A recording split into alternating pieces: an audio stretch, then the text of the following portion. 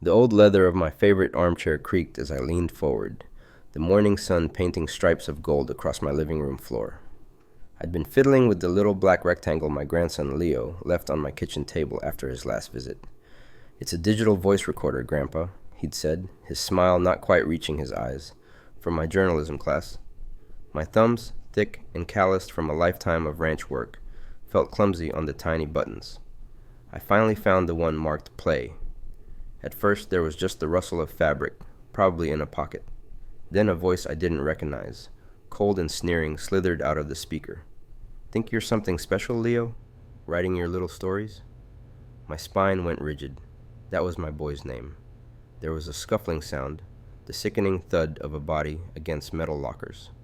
My grip on the recorder turned to iron, the plastic casing groaning in protest. A whimper, choked and desperate, followed. It was Leo. I'd know that sound anywhere. The same muffled cry he made when he was 6 and his pony, Dusty, had to be put down. I'd held him then, just like I wanted to reach through this machine and hold him now. The cruel voice came again, closer this time, dripping with the malice that made my blood run cold. "Nobody cares what you think. You're just a quiet little nobody. You should make yourself even quieter." The recording ended with a final, shuddering sob from Leo, then a click. Silence roared in my ears, louder than any Montana thunder. I sat there, frozen, the recorder sitting in my palm like a live coal.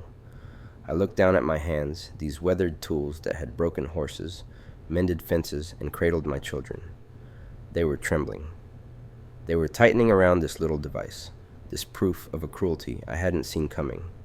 All the quiet pride I had in my quiet grandson, his thoughtful nature, his nose always in a book, it curdled into a cold, hard knot in my gut. This wasn't just teasing. This was a predator, trying to break something beautiful. I didn't know who owned that voice yet. But in that moment, staring at the silent recorder in my white-knuckled grip, I stopped being just Wyatt, the retired rancher. I became something else entirely. The sun kept streaming in, peaceful and warm, but it didn't touch me. I was already somewhere else, somewhere dark and cold, planning my first move. The screen door slams behind me, a sound that's been the soundtrack to my summers for 60 years. But this isn't summer. It's a Tuesday in October, and the silence in my old farmhouse is suddenly too loud. It's Leo, my grandson. His bike is leaning against the porch rail, but he's been in his room since he got here after school, claiming a headache. That's the third time this week. I pour 2 glasses of lemonade, the way I always do, and carry them down the hall. His door is cracked open. I'm about to knock when I see him. He's changed. Out of his school shirt, his back to me, and I freeze. There, on the pale skin of his shoulder blade, is a blotch of ugly purple and yellow, a bruise days old. My own breath catches in my throat, sharp as a splinter. The world tilts, and for a second, I'm not in this hallway.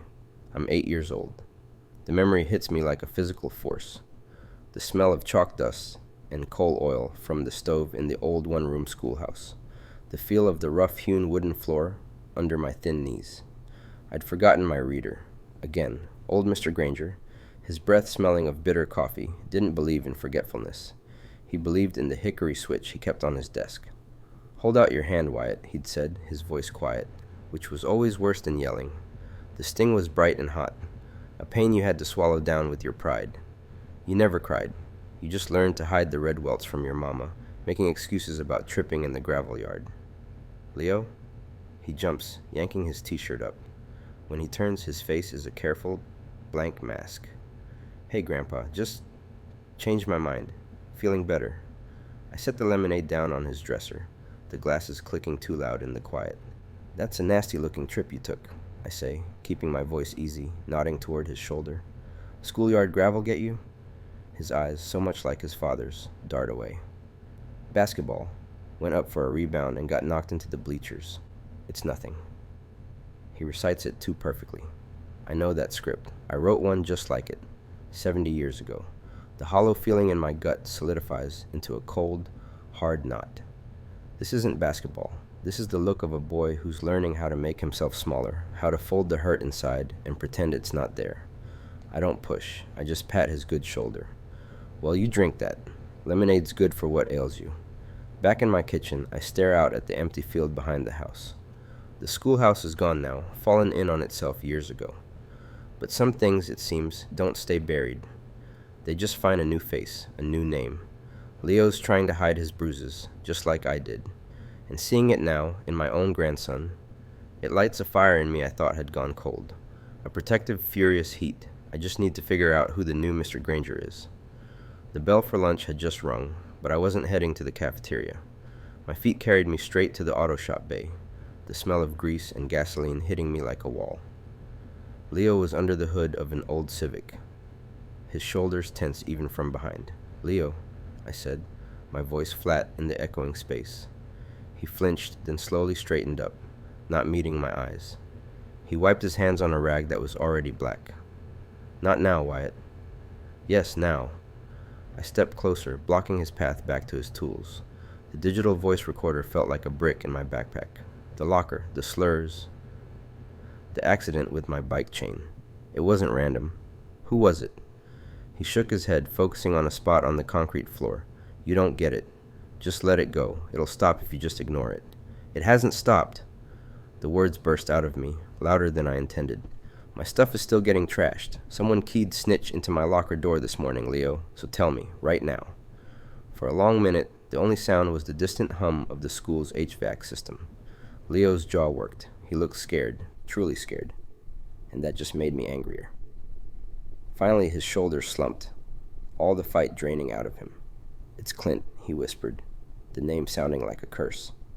The air left my lungs.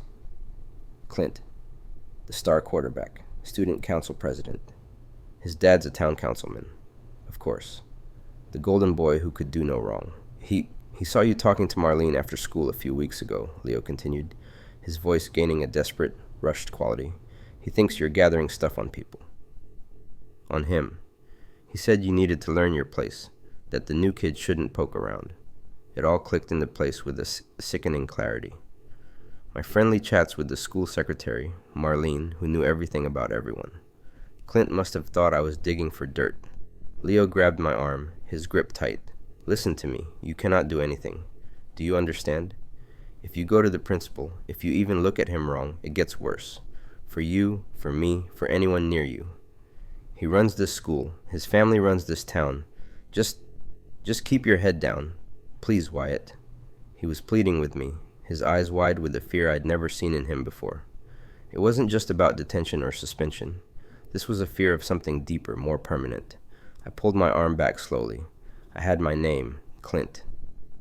But looking at Leo's pale, terrified face, I knew this wasn't a victory. It was just the start of a much bigger, much scarier problem. The bell rang, signaling the end of lunch, but for me, the real noise was the echo of that one name, and the silent plea in my friend's eyes begging me to let it go. I knew I couldn't.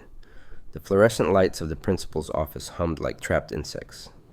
I sat in a chair that was too small, clutching the digital voice recorder in my jacket pocket like a talisman. My thumb was resting on the record button. I'd practiced what I was going to say all morning. Principal Henderson steepled his fingers on his polished desk. "Wyatt, we've looked into your allegations. We've spoken to Clint and to the other boys who were present at the locker room incident." My heart hammered against my ribs. And, he said with a sigh that felt rehearsed. "It seems to be a case of a misunderstanding, high spirits. Boys being boys, you know how it is." The phrase hit me like a physical blow. Boys being boys.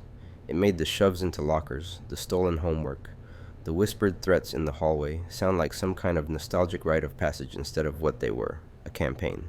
"It's not a misunderstanding," I said, my voice tighter than I wanted it to be. "He tripped me in the cafeteria on purpose. He has a list. I'm not the only one." Principal Henderson offered a thin, placating smile. "Clint is a spirited young man from a very supportive family. His father, as you may know, is a cornerstone of our athletic booster program. The new weight room, that was the Clint Senior Memorial weight room. I'm sure Clint just needs to channel that energy more positively." There it was, laid out not as a secret, but as a simple fact of life. The system wasn't just failing, it was working exactly as designed. It was built to protect Clint, because Clint's name was on the building. The truth in my pocket suddenly felt very, very small. I stood up, the legs of the chair scraping loudly. "So that's it? Because his dad writes checks, he gets a free pass?" "Now, Wyatt, let's not be dramatic. We'll certainly have another talk with him about sportsmanship." It was a dismissal, wrapped in empty bureaucratic promise. I walked out of the office, my face hot. In the front administrative area, Marlene, the school secretary, looked up from her computer. Her eyes, kind and tired behind her glasses, met mine. She'd checked me in 20 minutes ago, her voice a gentle whisper of, "Good luck, honey." As I passed her desk, I saw it, a flicker in her expression. It wasn't just sympathy, it was recognition, a slight, almost imperceptible shake of her head as her gaze darted toward the principal's closed door and then back to me. No words were exchanged, but the message was clear. I know, and I'm sorry. In that silent moment with Marlene, the cold realization solidified. The principal wasn't an unwitting fool, he was a gatekeeper. The whole shiny, polished system of this school, the trophies in the case, the donor plaques on the wall, it was all a fortress. And Clint was safe inside it. Walking down the empty hallway, the silence was deafening. I pulled the voice recorder from my pocket and stopped the recording. I hadn't captured a confession or a resolution. I'd captured the sound of the door slamming shut. The system wasn't going to save me. I was on my own. And knowing that, truly knowing it, changed everything. The recorder felt heavier in my pocket this time. Not physically, but with the weight of what I was about to do. I'd done it once before, slipping the small digital voice recorder into Leo's backpack during gym class. Today I had to do it again. Clint's smug confidence after the first recording, just him making Leo do his homework, wasn't enough. I needed more. The plan was the same. Chaos in the locker room after PE, towels snapping, guys shouting. I saw Leo's bag, the same faded blue one, leaning against the bench. My heart was a drum solo in my chest. A quick glance around, no Clint. He always took forever in the shower, letting everyone know he wasn't in a rush. He owned the time just like he thought he owned everything else. I bumped into the bag, pretended to stumble, and in that second my hand dipped into the front pocket. The smooth plastic rectangle slid in next to Leo's binder. Done. Now the waiting. It was during that wait, hiding in a bathroom stall to check the first playback, that I heard it. It wasn't just about homework anymore. Clint's voice, low and threatening, was laying out a new task for Leo, something about taking the blame for a broken window in the science wing. Then he mentioned a name, Sarah from the debate team. Then Javier, a freshman on the basketball team. A cold realization slithered down my spine. Leo wasn't the only one. This wasn't a single bully. This was a system. Clint, with his captain of the team status and his politician dad, was running a little empire of fear, and he was using his social armor to make sure no one talked. I needed a second opinion, someone who saw the patterns in this school. That's when I thought of Marlene. Marlene, the school secretary, had kind eyes that always seemed to notice too much. I lingered by the main office after the final bell, pretending to look at a college bulletin board until the flow of students died down. "Wyatt?" Her voice was gentle. "Everything okay?" I stepped into her office, the smell of coffee and photocopier toner in the air. "I need to ask you something, in confidence." She put down her pen and gave me her full attention. I didn't mention the recorder. I just talked about patterns. About kids who seemed to get into weird, unrelated trouble. Leo, Sarah, Javier. I watched her face. The initial professional concern softened into something sadder, more knowing. She let out a slow sigh, glancing at the closed principal's door. "You're very observant," she said, quietly, her voice barely above a whisper. "What you're describing, it's not new. Complaints get made, they're vague. Then they get withdrawn. Parents get calls about their child's misunderstandings. The people who could say something, they're too scared of the fallout." She looked directly at me, and in her eyes, I saw confirmation. "It's a pattern, all right, and it's protected by a very shiny, very untouchable reputation." Hearing her say it, this ally in the heart of the system made it real. This was bigger than me and Leo. Clint wasn't just a bully, he was a predator using his social status as a force field. And I had the key object in my bag, the digital voice recorder, now holding not just evidence, but the proof of a pattern. Marlene's confirmation was the final piece. Now I knew exactly what I was up against. My hands were shaking so badly I almost dropped the digital voice recorder. I just pressed stop after capturing every venomous word Clint spat at me in the empty hallway. "You keep pushing me and I'll put you in the hospital. I'm not playing." His voice, tinny and monstrous through the tiny speaker, was proof. It was no longer just intimidation. It was a recorded threat of serious harm. I shoved the recorder deep into my backpack, my heart hammering against my ribs. This was it, the final piece. I had to get to Marlene, the school secretary. She'd been my quiet ally for weeks, her kind eyes noticing the bruises I'd tried to hide. She knew Clint's reputation. With this recording, she couldn't just listen. She'd have to act. But the universe, it seemed, had a worse timeline. I was still buzzing with a sickening mix of fear and purpose when I got home. The front door swung open before I could reach for my key, and there was my little brother, Leo. His left eye was a swollen, ugly patch of purple and red, the skin already tightening into a nasty shiner. The air left my lungs. "Leo, what happened?" He tried to shrug, wincing as the motion pulled at his face. "It was nothing, just a stupid accident in gym class. A basketball, you know." I knew the way he wouldn't meet my gaze. I knew the too quick explanation. I knew the shape of that anger. It wasn't a basketball. Clint had a younger brother on the junior varsity team. Coincidences like that didn't exist in our world.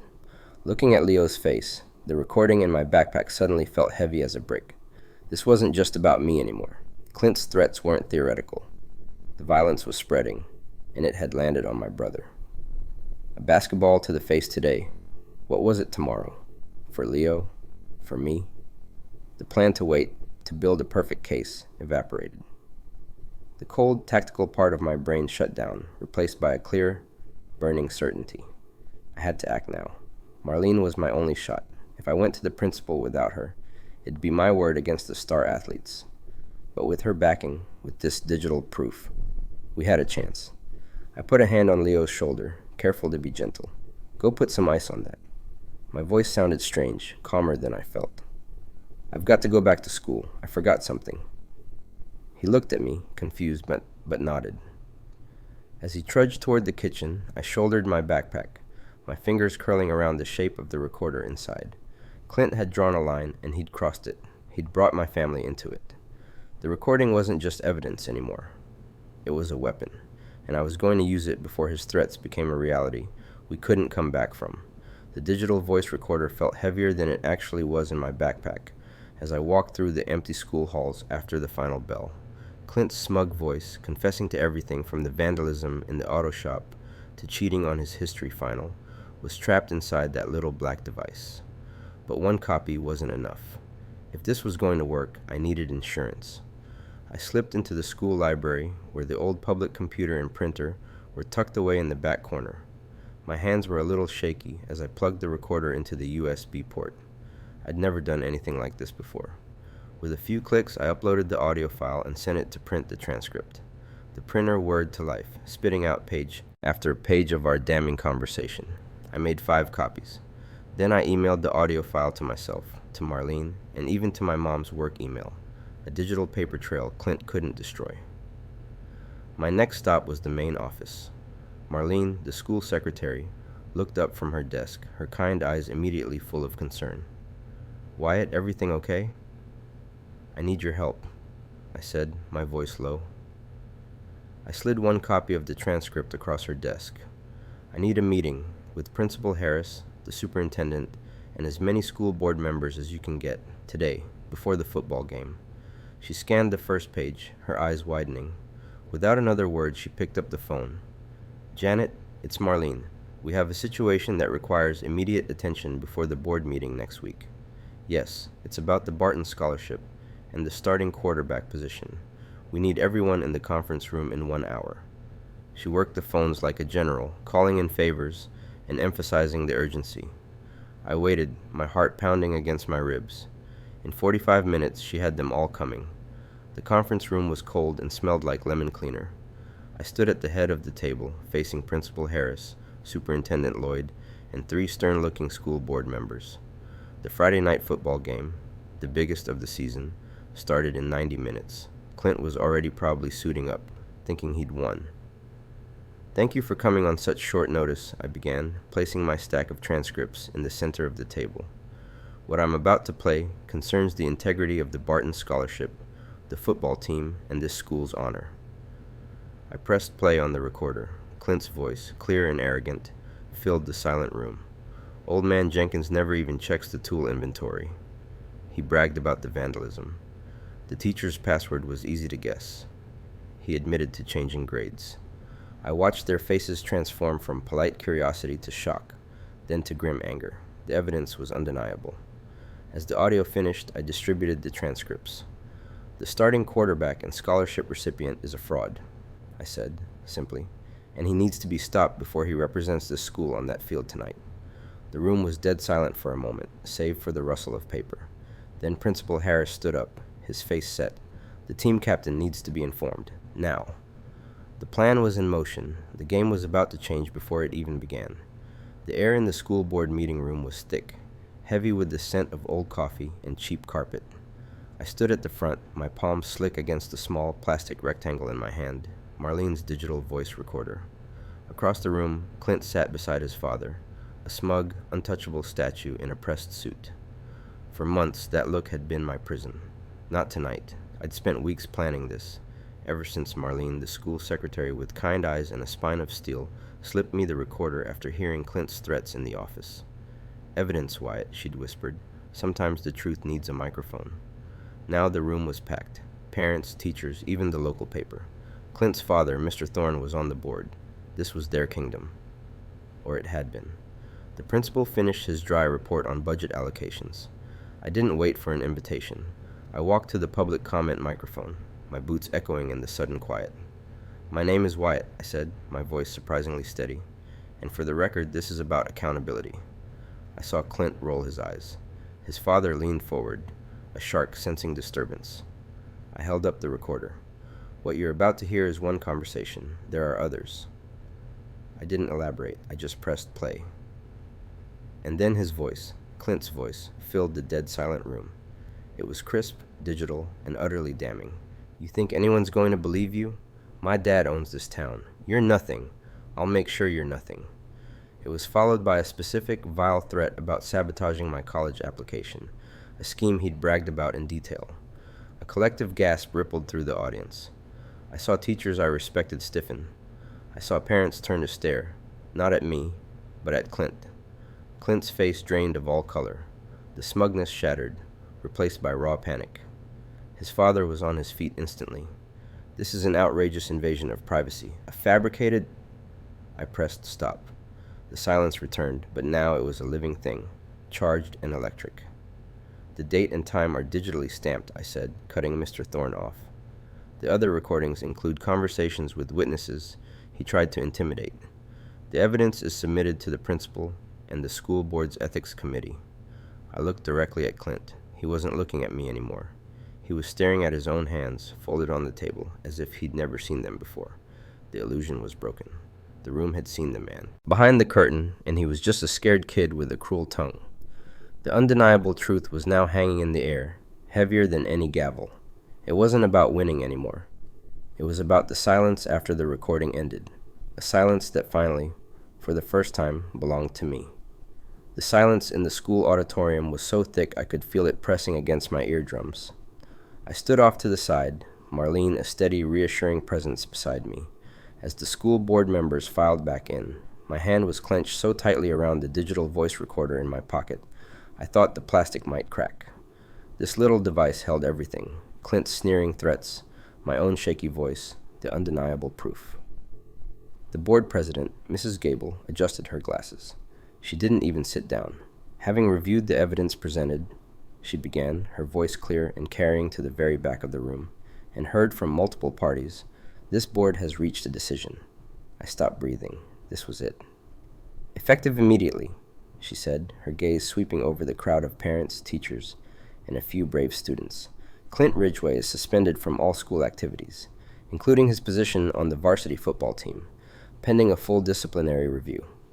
A collective gasp rippled through the room, followed by a low murmur. I saw Clint, sitting between his parents, go rigid. His father, Mr. Ridgway, a man who'd always seemed carved from granite, stood up, his face mottled with anger. "This is an outrage. You can't—" But Mrs. Gable cut him off, not with a shout, but with a calm, icy authority. "We can, and we have. Furthermore," she continued, turning her attention to the other families present, "the board is opening an investigation into the athletic department's culture. We encourage anyone with relevant information to come forward." That was the moment the dam broke. It was like Marlene had predicted. One parent, then another, then a mother from the cheer squad stood up. Voices, timid at first, then growing stronger, filled the air. Stories not of touchdowns, but of shoved lockers, stolen belongings, and whispered torment. Clint's reign hadn't been a secret. It had just been waiting for someone to turn on the light. I watched as the Ridgway's power, which had always felt like an immovable wall, simply evaporated. The other board members wouldn't meet Mr. Ridgway's furious stare. The football coach looked down at his shoes. The community they dominated was turning, right before my eyes, not with a roar, but with a steady, unified whisper of, "Enough." Clint finally looked at me. The arrogant smirk was gone, replaced by a hollow, bewildered shock. He wasn't being carried out by security. He was being erased by a consensus. He and his father gathered their things and walked out, not to applause or boos, but to a resuming murmur of conversation that no longer included them. Marlene put a gentle hand on my shoulder. "It's over, Wyatt," she said softly. I pulled the recorder from my pocket, my fingers finally relaxing. The red record light was off. I didn't need it anymore. The story was out, and for the first time all semester, the air in the room felt like it belonged to everyone. The late afternoon sun paints the Montana sky in streaks of orange and purple, the kind of sunset that makes you believe in quiet endings. I'm sitting on the porch steps, the weathered wood warm beneath me, a cup of coffee cooling in my hands. From here, I have the best view in the world. Out in the yard, Leo is laughing. It's a sound I hadn't heard in so long. I'd started to worry I'd forgotten the exact pitch of it. He's chasing a soccer ball with a couple of the Jenkins kids from down the road. His movements loose and easy, not hunched and wary like they were for those terrible months. He shouts something, his voice carrying on the clear air, and it's full of a kid's simple joy, completely unburdened. Months ago, I wouldn't have believed this was possible. I'd watch him from this very spot, his shoulders tense, his smile a ghost of what it should be. Clint's shadow was long, and it fell directly over my grandson. But the old ways, sometimes they're the only ways that fit a place like this. It wasn't about fists or fury, it was about patience. It was about Marlene, that brave school secretary, nodding to me in the hallway, her eyes telling me she knew something was wrong. It was about that little digital voice recorder, a sliver of modern technology in my old jacket pocket, silently doing its job. The evidence it captured wasn't dramatic shouting. It was worse. It was Clint's low, controlled threats, the casual cruelty in his voice as he spoke to Leo when he thought no one was listening. That cold digital truth was what the sheriff couldn't ignore. It was the key that turned the lock. Leo kicks the ball, misses, and tumbles into the grass in a fit of giggles with his friends. He gets up, brushes off his knees, and for a second, he looks over at the porch. He sees me and gives a wave, a bright, effortless smile on his face. I raise my coffee cup in return, my own heart so full it feels too big for my chest. They say the world moves too fast for justice to be simple anymore. But as I sit here, watching my boy play under this big sky, I know different. Sometimes all it takes is the truth, a piece of solid evidence, and a grandfather's love, a love that refuses to look away. That's what finally brought justice, quiet and sure, to our small Montana town, and that's all I'll ever need.